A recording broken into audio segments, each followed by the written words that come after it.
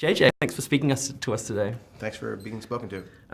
Your first Star Trek, your first Star Trek Weirdest film. answer ever given. Yeah. Your first Star Trek film was all about bringing the crew together and about introducing us to the characters. Yeah.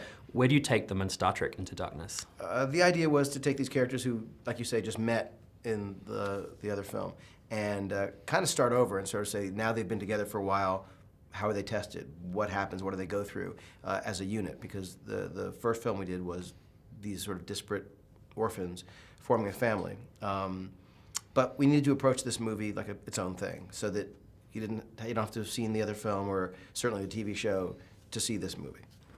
The element of surprise is a really important part of this film. There's some moments which will probably blow people's minds when they see them. How important do you feel like that mystery is in the work that you do? Well, it's critical that, for me, that we don't spoil the experience for the moviegoers. People should be compelled to see it. I get it, you have to show some stuff. You want people to understand what they're, get a taste of it.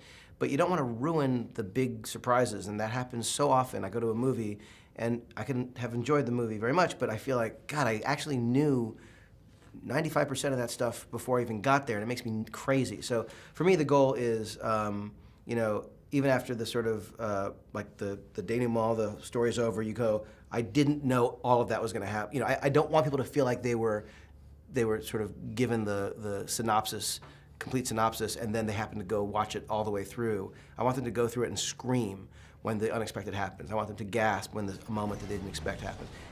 If you know it all, it's kind of an exercise of watching it, sort of proving what you know, as opposed to actually being on a ride and viscerally experiencing it. There, we can lose them there. You are suggesting that we utilize the passage between the approaching structures. This ship will not fit. We'll fit. Captain, we will not fit. We'll fit! We'll fit! Even before you arrived at the Star Trek franchise, the Star Trek universe was already so vast. How much do you allow that to inform your approach to what you're doing, versus starting with this clean slate and approaching the characters anew? Well, I never was a Star Trek fan, so for me, I was sort of discombobulated. I got into this situation, and there was all this stuff I didn't know, and terminology and technobabble and stuff, and I just thought, it's tricky for me.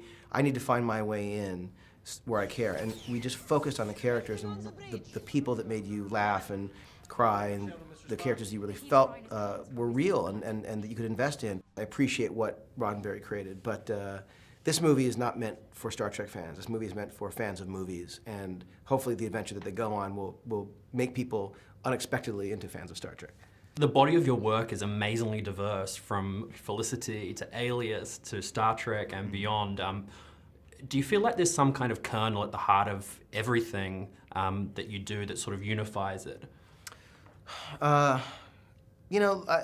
Every project sort of comes into being in different ways and for various reasons, and I think that while there have been some good lessons in working on some things that I didn't really, in my gut, feel were the right thing to do, and those typically are things that don't really pan out as you would hope. But the truth is that the only thing I could say really is that there's that sense of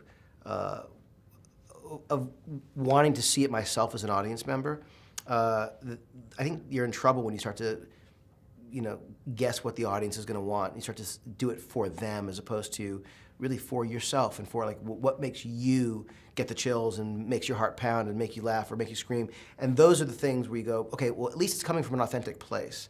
And I think that, especially with blockbusters, the thing that is in short supply as a moviegoer is authenticity. So when you see something sort of wonderful and heartfelt, and whether it's Chris Nolan or Joss Whedon or any number of directors who have put their heart into what they do, I think that you feel it, but they love it and they feel it and they live it and they breathe it, and then it through osmosis it comes through in the movie. The original Star Trek really made a virtue out of holding a mirror up to society. So we saw all sorts of issues, civil rights issues, the Cold War played out. Do you feel that Star Trek Into Darkness speaks to the 21st century in the same way that the original Star Trek did?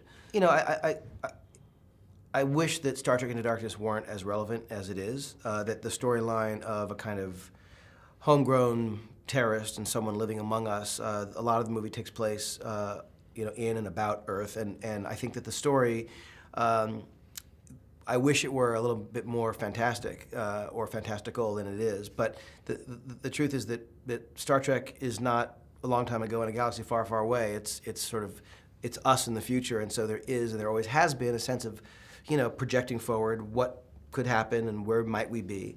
So I think that it is relevant, and again, it was not strategic. We weren't thinking, what would Roddenberry do? But we wouldn't presume, but we were trying to honor the spirit with which he approached his creation. What does a man do with such a curse? He fears making a mistake that will get his entire crew killed. And I will make sure of it. J.J. Abrams, thank you very much. Thank you so much.